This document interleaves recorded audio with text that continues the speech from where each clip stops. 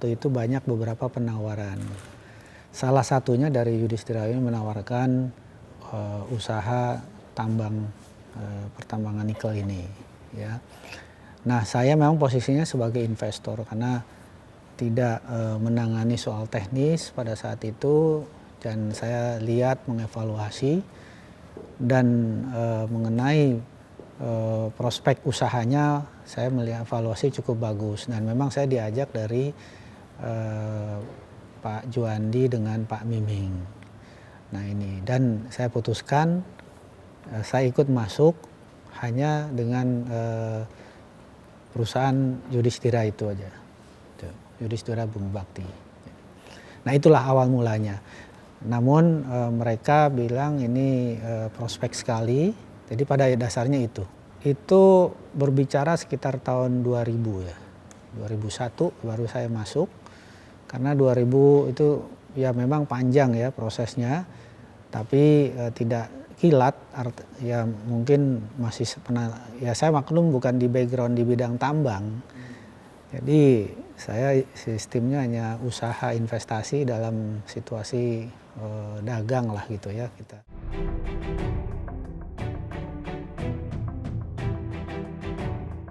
Ya sekitar situlah, mungkin kurang lebih ya, sekitar 6-7 juta.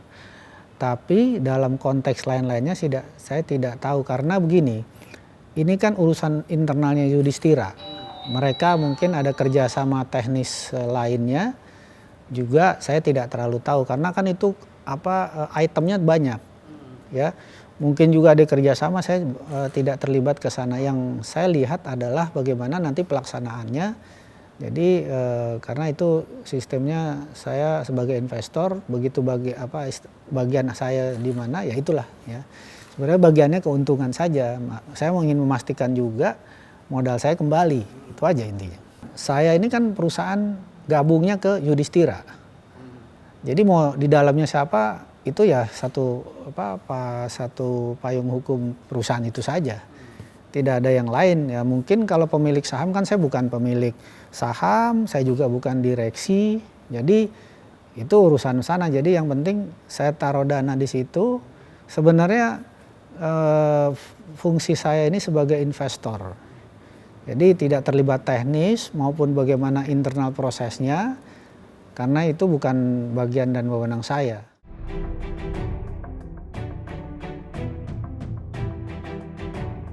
Kalau itu saya nggak tahu, karena begini, prosesnya yang saya lihat adalah itu baik-baik saja. Karena kan kita memastikan, karena itu udah terlalu teknis dan itu wewenang direksi. Ya, direksi dan pemegang saham. Jadi kita nggak bisa masuk, itu kan mencampuri internal internal mereka. Jadi dan itu bukan kapasitas saya dalam hal ini. Sama saja kalau saya punya perusahaan mau minjam ke bank itu kan nggak mungkin, ayo gimana prosesnya, kan nggak mungkin. Hanya bedanya saya ini sebagai investor yang memang mengandung lebih resiko. Tapi kalau bank juga begitu, dia hanya lihat siapa, kalau saya mengajukan kredit, yang dilihat adalah pemilik saham, direksinya, yang tanda tangan cuma 2 itu. Tapi kan nggak mungkin isi proyeknya, dia hanya lihat, oke, yuk benar adanya, silakan minjam kredit, udah. Tapi bagaimana prosesnya dan lain-lain itu kan di luar ranah kita.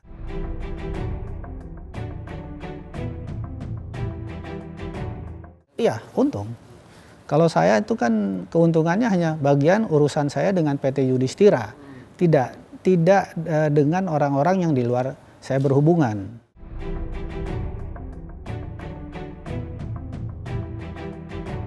Ya, intinya saya dengan perusahaan itu mengambil bagian sekitar 70%.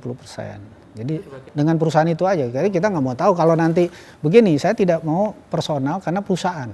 Kalau nanti dia misalnya menjual ke orang lain, ya saya bukan tahu pribadinya kan gitu. Jadi jelas ini secara hukum nanti kalau pribadinya kemana repot, kita ngejarnya sama siapa kan gitu. Jadi secara legal ya saya hanya PT, saya masuk oke. Ya memang kalau rugi ya kita rugi. Jadi masalah dia itu komunikasi atau perjanjian dengan yang lain kan tidak ada urusannya ke saya gitu. Nah harusnya ini tidak bisa artinya seolah-olah menjadi abu-abu ya. Atau bahwa kita terlibat begini, tidak. Kalau saya straightforward aja, hanya memantau keuangan, hasilnya apa ya udah. Kalau untung ya saya hanya ingin menyelamatkan dana yang saya taruh.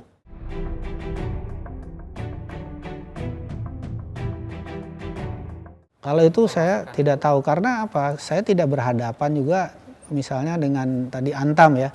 Saya juga nggak kenal, nggak ketemu dan sebagainya. Kedua juga teknis itu kan terlalu teknis. Saya bukan menguasai teknis tambang.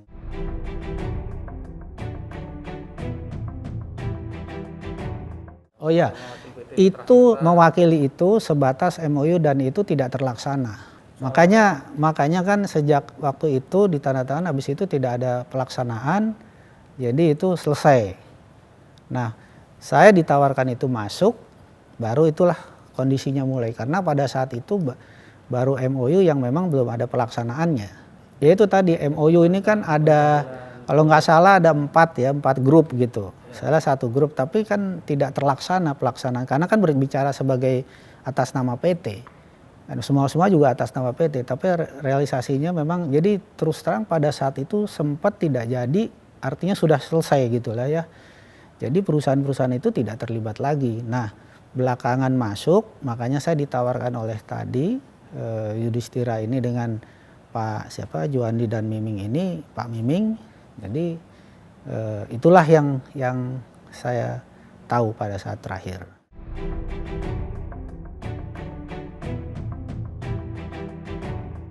Saya nggak ada MOU tuh 13 Maret. Nggak pernah ada itu. Nggak ada itu. Makanya coba aja you lihat kerjasamanya itu pasti nggak ada. Kan selama ini diisukan seolah-olah saya ada. Tapi setelah kalau dilihat-lihat saya juga penasaran pada saat itu. Mana saya tanda tangan? Nggak ada. Jadi memang itu antara perusahaan dengan orang-orang yang tanda tangan dalam situ. Coba kalau dilihat aslinya, nggak ada. Nama saya pun tidak ada. Sama sekali saya tidak ada. Jadi mungkin jangan salah lihat, kalau memang kan ini baru cerita ya. Kalau you lihat pasti tidak ada. Itu saya bisa katakan karena memang saya tidak pernah terlibat dalam hal itu. Pasti kalau itu antara perusahaan, mungkin kan tadi perusahaan ya dengan orang-orang yang terlibat komitmen atau MOU tadi. Gitu. Kalau saya hubungannya langsung dengan Yudhistira. Ya, direksinya Juandi, Pak Juandi dan Pak Miming. Pemiliknya juga Pak Miming komisaris, mereka memiliki 50-50. Karena saya hafal, karena saya masuk. Jadi siapa sih pemiliknya? Pemiliknya Pak Juandi 50%, Pak Miming 50%. Gitu.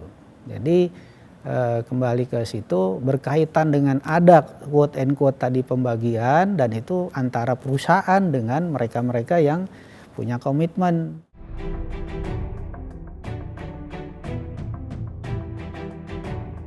Jadi begini, kalau tadi kembali lagi ke MOU tadi, coba dilihat ya, ada siapa saja yang terlibat, yang menandatangani MOU pihak siapa dengan pihak siapa.